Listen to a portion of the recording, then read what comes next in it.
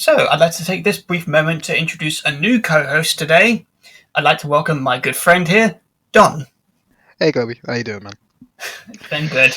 It's been a while since we got to have one of these Marvel discussions. Well, first time actually with you here. but, Yeah, I was like, when did I do one before? but yeah, have I been doing them in my sleep? God, just like slowly sneaking up into the subconscious. It's like snoring podcast. and it turns out you've been a secret co-host this entire time. We just had the volume down. Just hidden underneath the tables. But yeah, okay, so yeah, great. Welcome to Great Owl, mate. It's good to have you on the team. Yeah, it's nice to be on. It's nice to be on. And yeah, so I guess the short version here is that you're a Marvel fan, and we're here to talk Marvel. Yeah, I wouldn't say I'm a huge. Well, I wouldn't say I'm die hard covered in comics, but yeah, I've been watching Marvels as long as I can remember and been enjoying most of them since. Okay, and in today's discussion, we're going to be talking about Shang Chi. So Yeah. we saw this is your you saw we saw the film recently. This is your second viewing, was it? Yeah, that was my second viewing of Shang-Chi. And And this was my first viewing. So yeah, have you rewatched it since? no, I've seen clips of the bits I wanted to think about a few times, and I did a bit of research in preparation. Not a lot. I'll stand by because I've got a lot of stuff going on at the moment. But Fair enough. Can't spend all of our lives just slaves to the Marvel machine. yeah, it's So what would you verdict the movie? What do you think of it? Honestly, I think I really enjoyed it. I think that Shang-Chi is one of it's definitely one of the best first movies that Marvel has done, like in terms of introducing a new character into the MCU. Like, and it's brought up a lot of really reasonable ideas, and honestly, one of the some of the best fight scenes in the Marvel universe, as I remember them. Just the choreography was great, but yeah, I really enjoyed it. It was just a new, like, fresh taste on the current Marvel landscape, which is really cool to have. Hmm. What about you, man? Gotta say, I was a I okay. Flat off first impressions, I really enjoyed it. I would say that this is a stronger introduction movie to Phase 4 compared to what we got with Black Widow on the film side, at least. I mean, I'm not going to deny it. A lot of the film I enjoyed, and it was only after I did my research and got the verdict from pretty much the internet, honestly, on their thoughts on the film.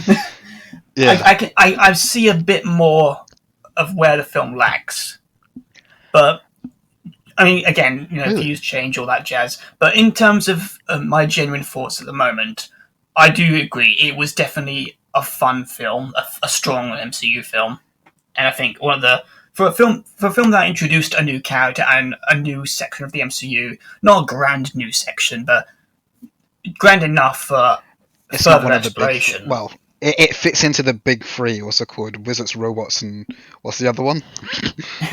Wizards, robots, and androids, and it's androids, aliens, and wizards. Exactly. It fits nicely and snugly into wizards. Okay. Yeah, I gotta say, I really enjoyed the first few bits of the movie, but I think where again looking a bit more into where it falls apart, not even falls apart really, just lacks a bit. I think is the ending. Because I have noticed this pattern lately with a lot of Marvel. It's almost like the DC thing where You hear they've them been. as also called spoiler warning it just ahead of time. Oh, don't worry. The movie's been out for ages, but at this point, There you go. I'm What's it sure called? everyone's watched it. Just go. What's it called? Throw it out there for those who haven't, just in case. It's like, True. go watch it. Watch the film. Feed Marvel's money bucks.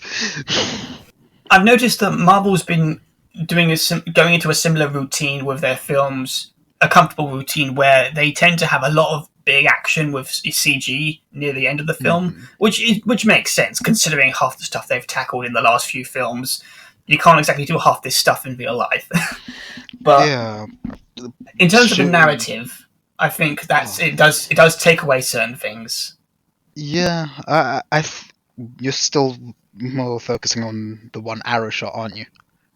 And not just that, but I'll get to that. I think the where it lacks in the end is that I was when going to this movie, all the marketing, everything else leading up to it, I was expecting a full on martial arts action movie, like Yeah. kind of like Jackie Chan films or Enter the Dragon by Bruce Lee. I expected it to be a full on, grounded, very realistic take on fighting with martial arts that maybe has some magical elements to it because of course everything in the trailer did tease the Mandarin's potential power. And for what Yeah. for what we got in the film, I don't like dislike it. I've enjoyed a lot of the ideas they had in it, but I felt like some of it was a bit too much. And near the ending, especially when it became more of a CG fight against this all powerful creature, I kind of felt like that was it's almost like, oh, you're doing the simple big blob fighting. We have to work together, and everything else is kind of forgotten. Not forgotten, but it's kind of I feel like it could have been a bit more stronger if it was more of a grounded fight in the end. Mm. I can understand that.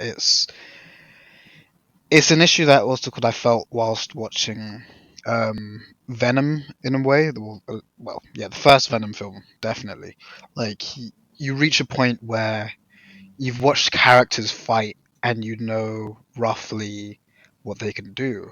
Um, and then you reach what's called the point where it's just shapes, colors, magic, things happening, and it's hard to get a grasp of necessarily, well, not necessarily the stakes, but how you would fit into that situation.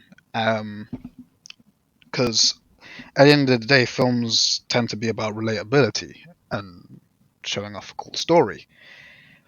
But I can definitely understand that because even though I said that Shang Chi has some of the best fight scenes in Marvel, it's still okay. What I really like about it is that they've incorporated, like, especially the first scene you said, they incorporated a lot of the classic wire work that would that really hits back to like the good proper kung fu movies where you'd see people just like spin 17 times, like you'd see people also go fly off and do unnatural, like enter the hidden dragon, like crouching tiger, all of those movies. You expect to see them like just hit people and do like 600 backflips after one kick because it's cool. And I really enjoyed that because it mixed in the magical aspect of them being in a magic forest that eats people, um, fighting with a guy who has magic rings from a cave or a tomb that he stole from, in quotations, and mixing the powers, the fact that it's going beyond what humans would be capable of doing, and understanding that it does go beyond that, which is really cool to do.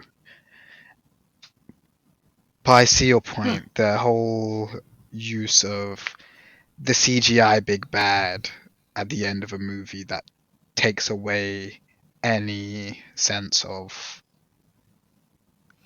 I would say it takes away from it. I think it makes it too familiar because we've seen so many CG battles at the end. Like I referenced with DC, they've done it so many times. Even though Yeah, it's a different character or a different creature, it's pretty much the same CG villain. yeah, And just depending on CGI how big that monster villain was man. fleshed out, yeah, and depending how much that villain was fleshed out, it depends on how much you care. And I feel like the most fleshed out part of this movie was, well, not even that much, but what I'm saying is that it was the Mandarin. He was the best bit of this movie in terms of the villain side of it. And I feel like they kind of like forgot about him after this big bad was introduced.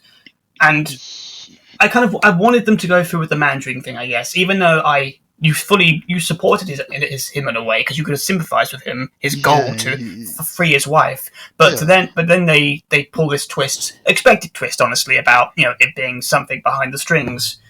I just kind of felt like I was hoping for a bit more Shang Chi versus the Mandarin, as opposed to Shang Chi family drama and there's a monster at the end.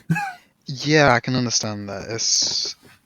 It's hard because you look at the start of the film and it follows like him trying to get to his sister in order to understand why his dad's basically sending guns after him because like what's going on with that? He's been living by himself for the last what 10 years. Yeah.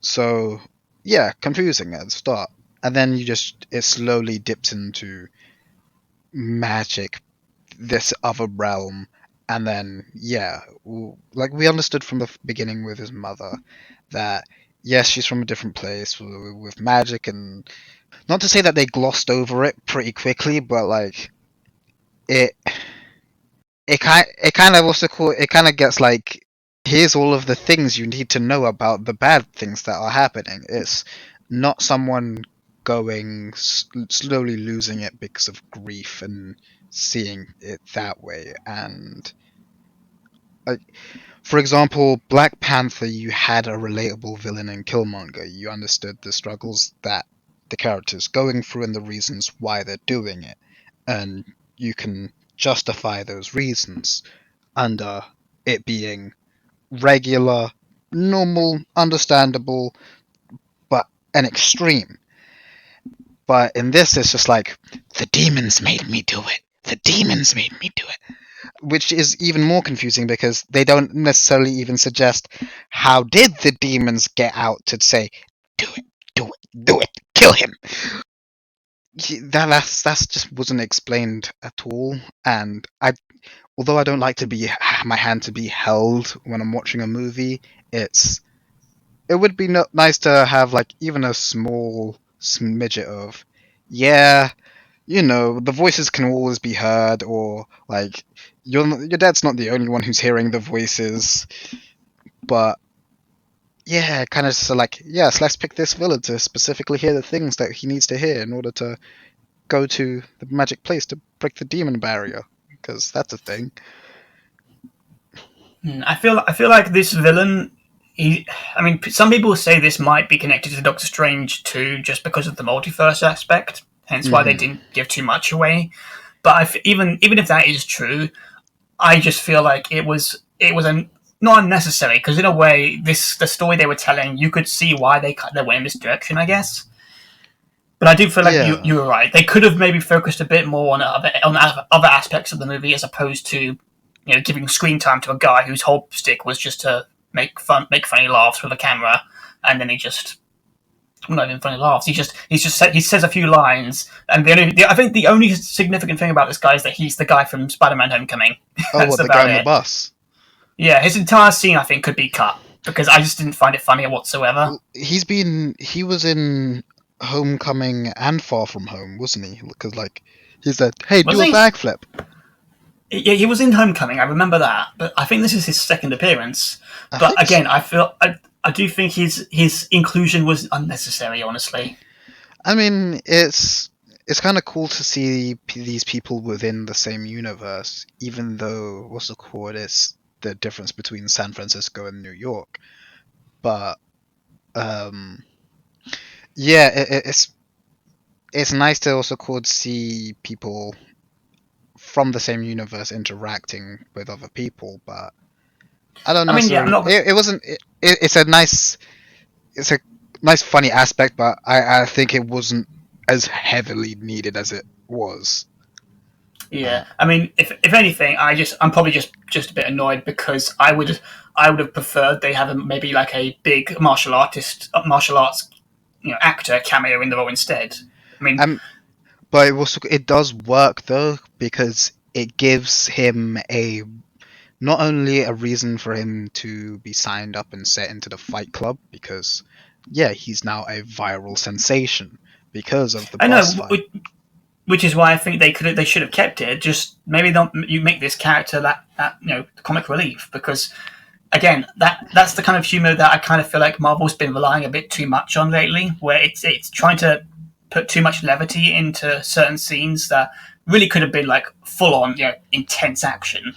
Yeah, I understand that. It's We also have to remember though, it's the audience that it's set out to. This is pretty much a family film. Like you're gonna watch Mm. it with under 16s.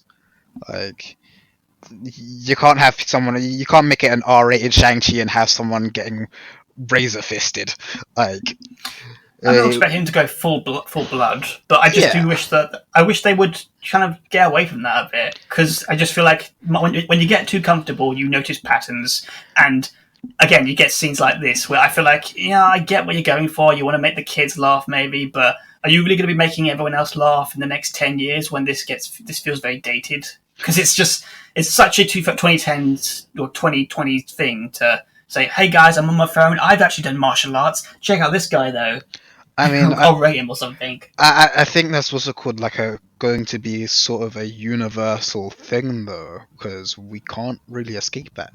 And the fact, okay, the fact that Marvel has set everything going forward, except for Black Widow, which was a prequel, 5 years ahead of time, is kind of a weird, nice touch that they've done because it gives you a little bit of leeway in terms of like cultural differences because like a lot of the stuff is the same because it's well for a ton of people nothing changed, so everything just changed around them, so you're still having people with our sense of thoughts and beliefs and attitudes to our day-to-day lives in like 5 years ahead, so it is seeing all of the people who are outdated but still having the same kind of thoughts and beliefs as we do now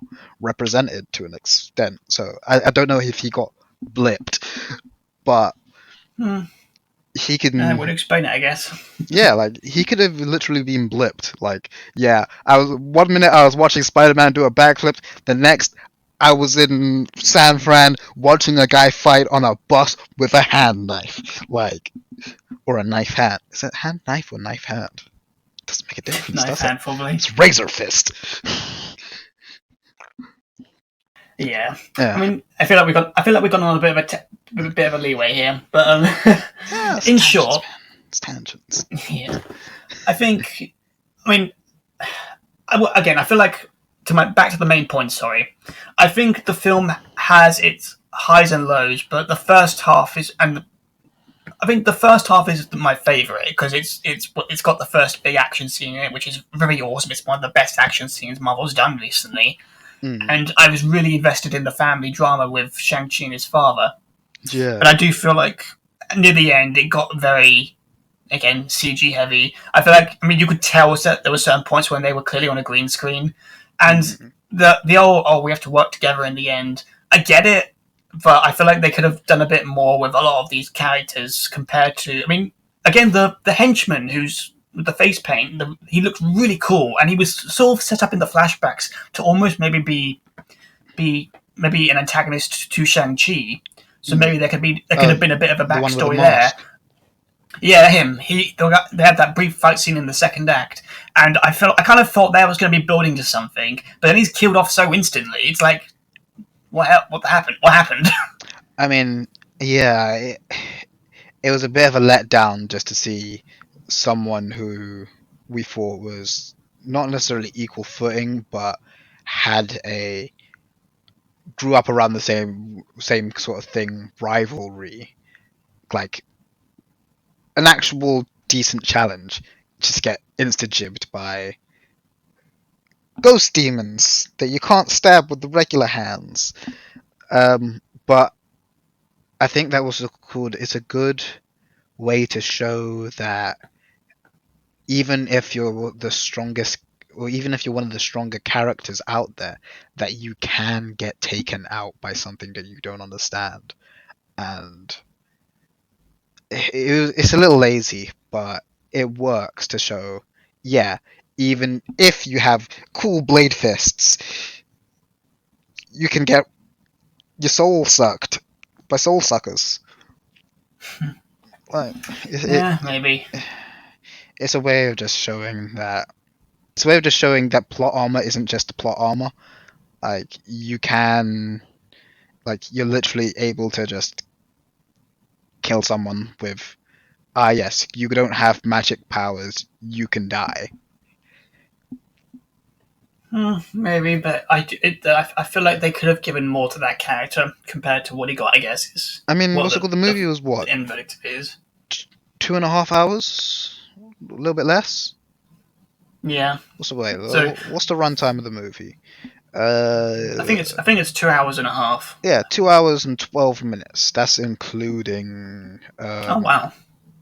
including like credits and stuff, and after credits if you're actually a fan. Um, but I don't know. I feel like there's a director's cut out there with way more fights in it somewhere. I guess circling back to the one of the other things that I think I made me not as impressed with the movie, I think was the Mandarin himself. And that was mostly because I mean we've all seen Iron Man 3 at this point. We know how that the Mandarin was handled. But when they confirmed that they were going to be doing it again and more faithfully and honestly a bit more up to date, I guess for the modern audience, which makes sense. Yeah. Considering the comics. Yeah. I was really hoping for. I mean, and this after Endgame, we were never going to get Iron Man versus the Mandarin, which is such a shame.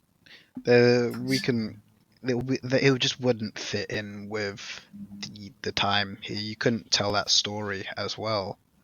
Yeah, I mean, I just feel like after Iron Man 3, the only thing they could do if they wanted to ever do the Mandarin again would be to do like an Avengers film where they have to fight maybe some dimensional creature, and it turns out the Mandarin, who's maybe ahead of the Yakuza or something, he's behind trying to unlock this interdimensional being, Thing Fang Foom, to help him gain power or something, and it could be the Avengers teaming up to fight him and the Ten Rings organization. I thought that would have been the best way to go around that if they wanted to do Iron Man vs. the Mandarin. But again, after Tony Stark's death. Yeah. And careful, Yakuza's Japanese, also cool. These guys are Chinese. They don't. Oh shit! Damn it! I think Sorry. it's the Tongs. Oh shit! I feel bad now. But yeah, well, with Loki, they've opened up the possibility of interdimensional variants. Plus, with multiverse of madness, you have. They could literally throw anything in, and it would multiverse did it. Interdimensional beings, it's fine. It sets you it never up. know. But I mean, we've got Simu Lee, the actor who played Shang Chi. He told us, he said in an interview, I believe, or maybe like an article, that he would love to be part of What If at some point. So I could definitely see them maybe tackling Iron Man versus the Mandarin in that series at some point. Yeah, I'd love to see that. Definitely, because they've confirmed there's going to be a season 2 of What If. Simply by not having the Gamora episode in. Yeah, so we know Tony Stark's going to have an episode dedicated to him. He's not going to die. Oh yeah. So didn't get much chance to that, did he? Yeah. So if anything, that would be that could be the season of redemption for them, where they could have almost every Tony Stark episode have him survive as a way of saying sorry to fans. Hey, again, I would love to. I mean, it kind of follows the cool. I think if they just at least have one where he doesn't die, it would kind of be nice just to have a callback to Doctor Strange just saying, "There's one universe where it doesn't die, whereas everything's fine." Yeah. You get one shot. It's like, unfortunately, it's not this version of you. You're fucked, but... Oh, wait, I forgot. Can I swear in this? Yeah, you can Oh, you can go crazy, mate. okay, cool. I don't want to also take away your ad revenue. Don't worry, I'm not being paid for this. All for good fun. Cool. But yeah, I think with especially as this is the first film introducing the character, it's definitely a good, strong position because I don't think it's it's the first film after Endgame that is showing. No, it's first film after Spider-Man showing the results of the blip, right? Yeah, true. Yeah, and it takes it out of New York, which is really nice because it's only so much you can see New York City getting attacked by interdimensional beings and space. Here's some aliens for you. Like, it's nice that they've traveled to somewhere else. They've shown you how different parts of the world are handling, um, and how regular people are handling the post blip world. 'Cause especially with the conversation with the friends in the bar. Yeah, true. I Yeah, don't think it was a I don't think it was heavily focused on that aspect of the story. But when they did, bring it up in the narrative, it did. I mean, I didn't dislike it. I love that we got to see characters, talk about the past events, because that's what's the whole point. What's the point of making a cinematic universe if you're not gonna have these connections? yeah, And definitely. I would be lying if I said I wasn't looking forward to seeing where they were going to go with this blip, because I mean, it does make you wonder what's going to be, what's this all going to lead to in how the world reacts to it. Yeah, and we saw quite a bit of that in Falcon and the Winter Soldier with the look at how people have been displaced by the blip, um, and how relationships changed well, especially in Spider-Man, with relationships changed between people who were 5 years younger than you are now the same age as you. Like, yeah, it's really interesting to see like the people that were in your class are now 5 years older than you, probably have kids or are doing something else with their lives now. It's like, oh, everything's changed around me. And it's really cool to think, like, especially you're right with what you said, because Shang-Chi brings in characters from some of the other Marvel movies, especially Wong, because um, the fight with him and Abomination. They probably couldn't afford Benedict Cumberbatch, but Uh, honestly, they got a better deal with Wong. Honestly, Wong Benedict was like top 10 characters. Let's be real. He's comic relief. He's serious. He's the straight man. They roll it all up into one. Like, or they roll it all up into Wong.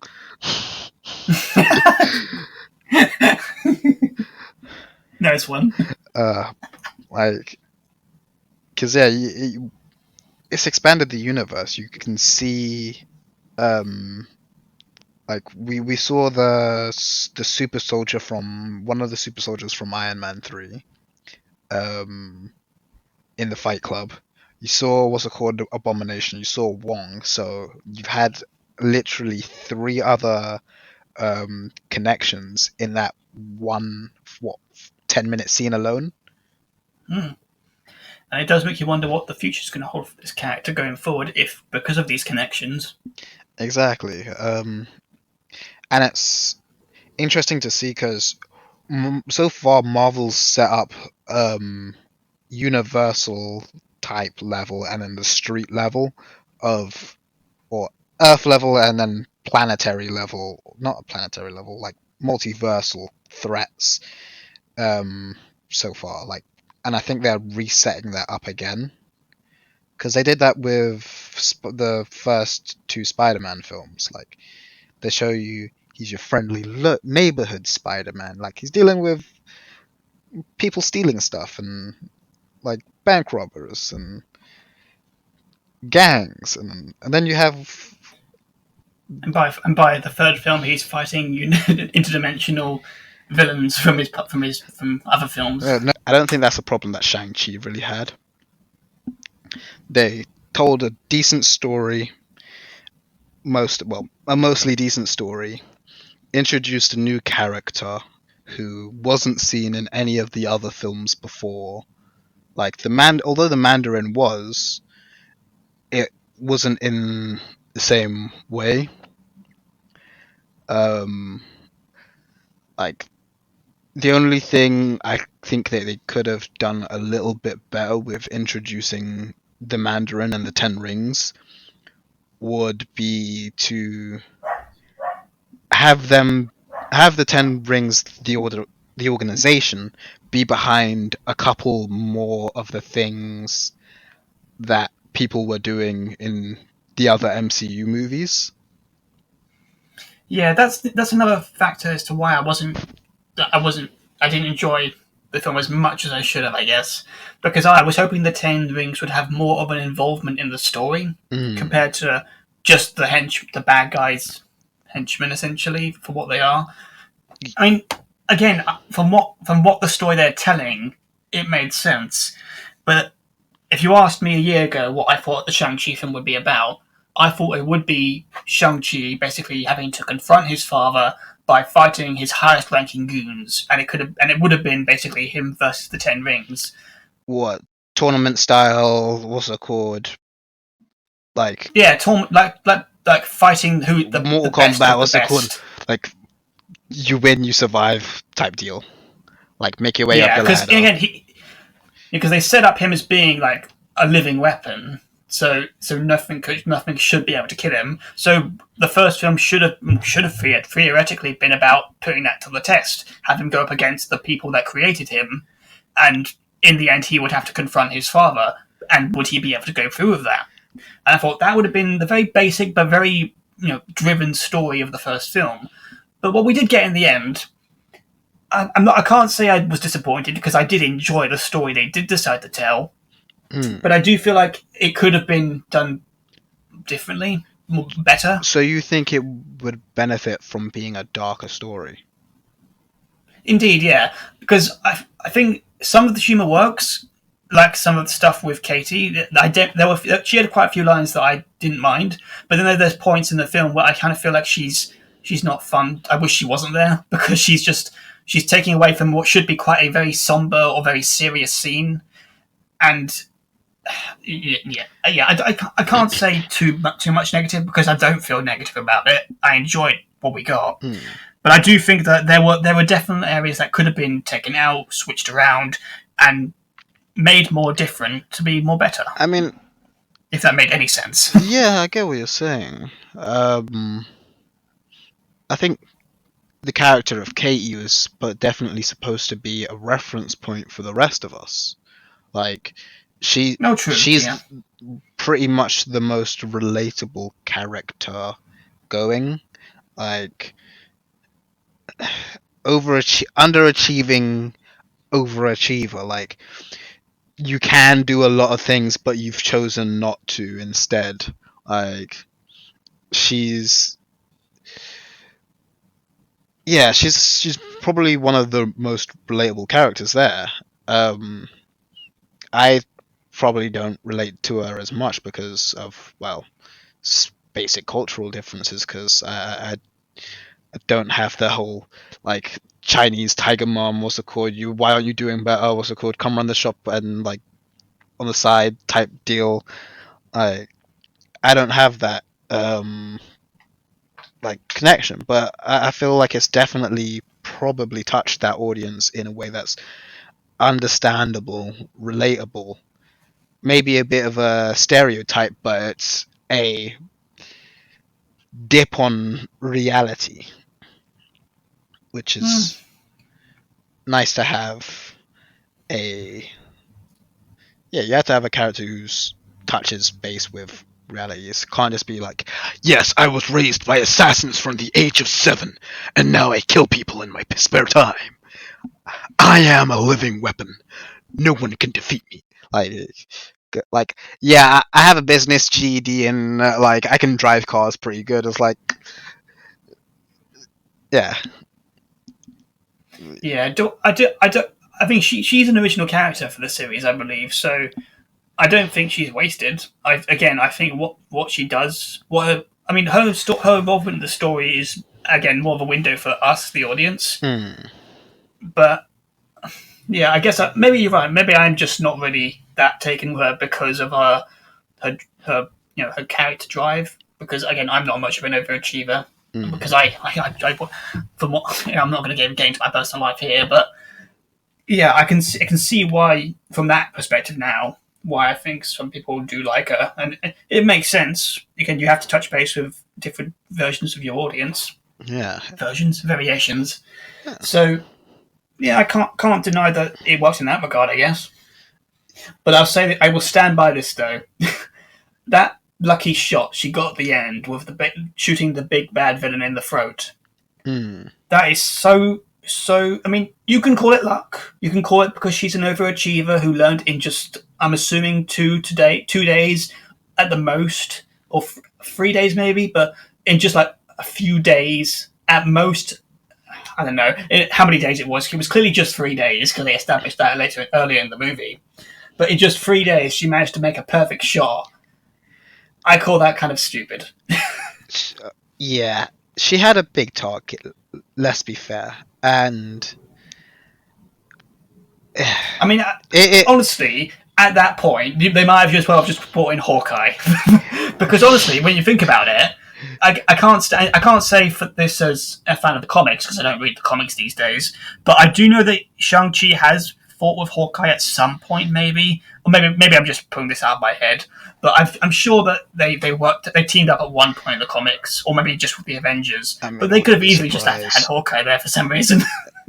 But yeah, the one arrow that like magically helps the team thing, it was um yeah, it was a bit of a take out moment, but I think they kind of did redeem it with the whole after scene in the bar. Like yeah, in the after scene in the bar where they're just talking about what's happened over the lot well since they last saw their friend. Um and the friend saying how unbelievable it is and saying that what's it called, they're taking the piss because like you don't have to fuck with me this hard, like yes, magic rings, where's his sister, like yeah, the end scene that wraps it up completely. It's like no proof of the magic rings, what's it called, no proof of the sister who's stealing, who's um sorting out the 10 rings and shutting it all down. What else is there, like no proof of magical society that lives in a tiny village in a hidden cave or in the jungle or whatever.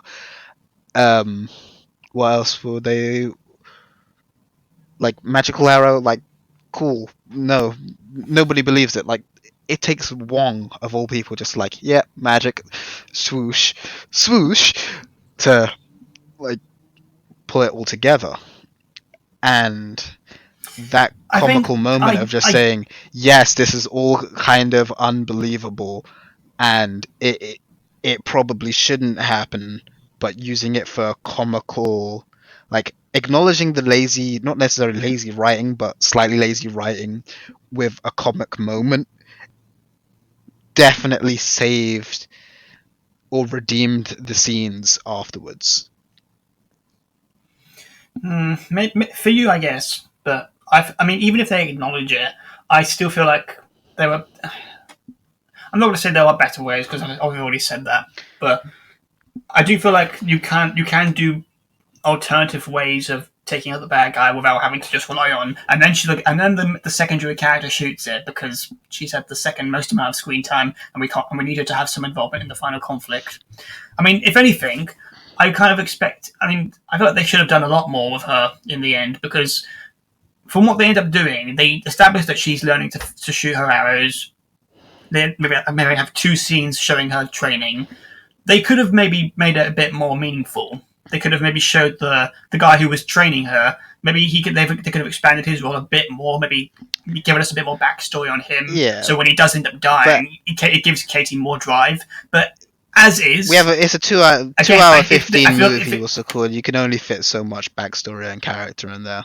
Like, which is why they could have cut the guy with the phone and just given that screen time to Katie in that scene and a few other scenes. I'm sure that could have been lessened. Again, I just feel like there was a way to do this version of the film, but with more nuance. They could have given us more character scenes, more backstory scenes, maybe given some variations of the scenes we did get and make it better. But as is, I feel like these are parts of the movie so that I'm just nitpicking at this point. what scenes would you change and why? I mean, the bus scene with the guy, the comic relief. I feel like he didn't need to have 3 whole scenes, quick scenes. But yeah, they could have been cut down to just his little the bit where he's like, "You got this, bro." They could have just kept that in because that was actually a bit quite funny. Yeah. I mean, again, the scene. What's that guy in the elevator? He's the guy who's like Shang Chi's sister's second-hand man or something. He doesn't really factor into the story at all until outside of getting Shang Chi's hand signature, and he appears at the post-credit scene. But I'm assuming if anything, he's more set up for a sequel as opposed to importance to the story. He's exposition though. His whole literal character is to explain what's going on within the den. Talk a little bit about how the video made Shang Chi virally famous, and be an excuse to show off some of the characters that are inside the fight club. Like, you get to show off the characters, and it's literally doing show and tell. Like, you don't have to narrate who every character is and why they're there. You can just say, yeah, you're gonna be joining in with these, fighting with these people. It's like, nah, these are also called low level. He's comic relief, and he's an opportunity for you to see other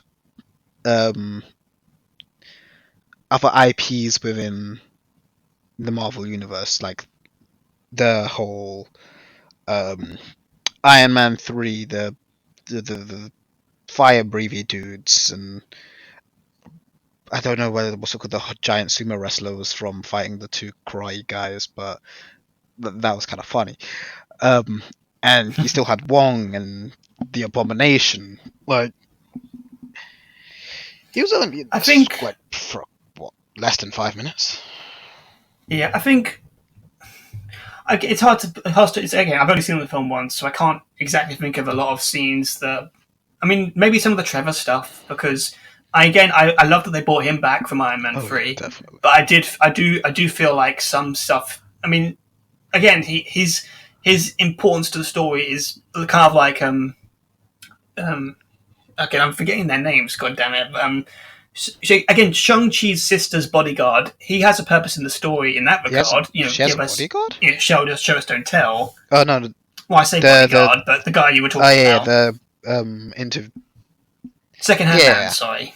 But yeah, he has a purpose in the story, but yeah, and it's the same thing with Trevor. He helps Shang-Chi and the gang get to this other dimension. But I think it's maybe more trimming down as opposed to cutting them out completely. Because, again, going back to what I was saying about the Katie bit, I felt like there wasn't really enough focus for me to really believe that she could master this thing in 10 days, in 3 days. I mean, in the screen time we were given. They showed her that she had innate talent with when she got a bullseye in one of the scenes. Yeah, but did they establish she had good talent at the beginning of the movie? I mean, they told us that she's a valet driver, but she's wasting her time because she has I can't remember what it is, but she has like some really she has a decent university record thingy. I think it boils down to I would have preferred maybe a bit more screen time with her. I guess it's more emotional investment, if that makes sense, because the her trainers are just village members who train in archery. Uh, There's not. I mean, the entire that one guy who trains her. His entire purpose in the story is just get her good at bowing, and then just declare they can't come to the village until they're let in by their aunt, mm, and he gets killed in the end. I think if we'd got a bit more screen time where we could have seen him, being kind and getting to know Katie, maybe giving her tips on how to better her aim. I mean, simple small things like that could have made me feel a bit more invested in his character. So and vice versa, Katie. So when she does that big, shot, I feel more invested that yeah, she could do that, even though she's got immense talent. I saw her build an emotional connection with these people and the skill they were learning in a short amount of time. mm. And I think that would have sold it a bit more. But as You is, only have it's what's it called? again, it's I'm Two sure hours I think 15. it's something that you keep bringing that up, mate. Yeah, But again, this is why they. it's 2 hours 15. You can only I squeeze just so many characters, and like if we had way too much about Katie, we would be arguing that it's a Katie movie instead of the Shang Chi movie that we came to watch. yeah, but that's the thing. If you're gonna have secondary characters be part of the story, you need to give us scenes that make us care about them. And as is, I don't. I feel like there was some highs and some lows, and but I do think that there's a better movie somewhere among this 2 hours and a 10-minute film, Hmm. if that makes sense. Yeah. Do you think it would have benefited from being longer? Maybe because I mean I would have loved to have seen more backstory with the Mandarin and maybe seen what his life was like, before the events of meeting his wife, and giving us more scenes with Shang Chi's training, seeing him actually fight the Iron Guard leader, Hmm. and again more scenes with Katie where we got to see her train. Maybe even more scenes with his sister too. Actually, that's a Again, good there's point. the stuff I would love for them to The explore. the sister. It's kind of funny that you mentioned the sister because she was sidelined throughout the movie and like literally and in universe. Like her character, the sister's character was mentioned just enough for it to be a slightly important plot point, and then cool, like she's cool, right? And then nothing else. Like Yeah, I mean, I can't even remember her name exactly. after my first viewing. Like I've seen it twice and I don't remember what's it called. Like Zhaoling. Gelling. Uh, Okay. If it's not that, we apologise. But so, yeah, I get the sneaking suspicion that she's going to probably be more important in sequels, likely. yeah, she probably Considering the will. post-credit scene. They've established characters that they're gonna be able to use for other, um, well, definitely for a sequel. Yeah, it's gonna be interesting to see where they take it because they can take it, and keep him an Earth level hero, or they can go spacey and interdimensional.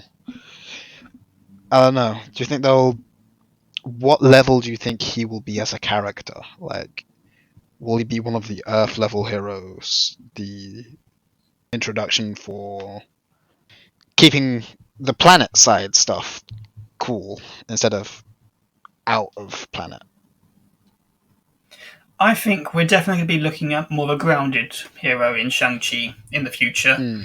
We'll have to talk about this actually in another layer point. But I do feel like Shang-Chi's strength in his character is his martial arts. And, his in this movie, it was his connection with his family. Hmm. So I'd like to think that Marvel see the bigger picture here, and they're going to need heroes who are more grounded, not a Hulk, not a Captain America, not a Guardians of the Galaxy. They're going to need someone who is just strength and will, and that's Shang Chi in my book. So And 7 years of training as an assassin by what's called some of the world's greatest assassins. Like that always helps your character. so yeah, I guess wrapping up a bit in the end, would you say the film did okay in the end? Yeah, I definitely think it did. It opened up a new character. It set the stage for like the rest of the fourth chapter of the Marvel super plan to come into action. It's opened up new characters, not just in, well, it's told you about the existence of characters that are going to be in, or will probably be in, the other series and movies to come out. And it's done a good job of that. Like, it's acknowledged the past while setting pace for the future. Um, I do think they could have. I think using a big interdimensional bad guy at the end is a bit lazy. And you're right about that. I think it follows the same path as so many movies before it. Like we've seen it before with Suicide Squad, the Suicide Squad, and um, just Marvel in general. It's like, how many times are you gonna shoot lights at a big bad guy to make it go away and end your problems? It's like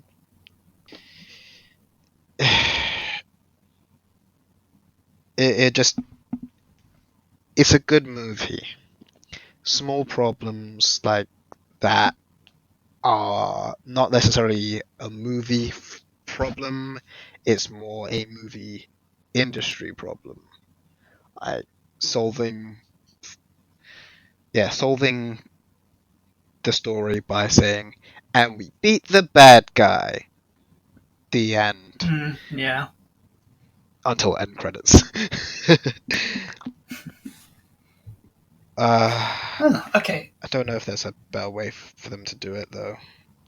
In reality, like how do you solve that story without dealing with the big bad or capturing the big bad? I don't know. I think maybe it was more just the fact that they could have just kept the focus entirely on the Mandarin, not include the big CG villain in the end, and just have it be this man who's so grief ridden he'd go this far to do the things he does. I just think that that would have been honestly that would have been more compelling and more of a reason to be invested. But I also do think that considering Marvel and they are a brand at the end of the day, they probably wouldn't want to go that that hard hitting because again, considering real life and how I'm sure family dramas can affect people differently. It again, I'm sure they didn't want to scare away some of the audience Especially with looking at grief some as of a, the stunts they probably would have yeah, done. looking at grief as one of the main drivers for the film. Like it's literally the looking at how grief has separated a family, and they could have looked into that a little bit more, but just saying, yeah, my crazy dead wife made me do it, and then absolving him Now, by, have you seen Iron Man: The Armored Adventures? yeah, I did. I watched most of it. I didn't finish it, but Well, if for anyone who probably hasn't, in short, it's basically a series that ran for 2 seasons. It's about young Tony Stark if he became Iron Man.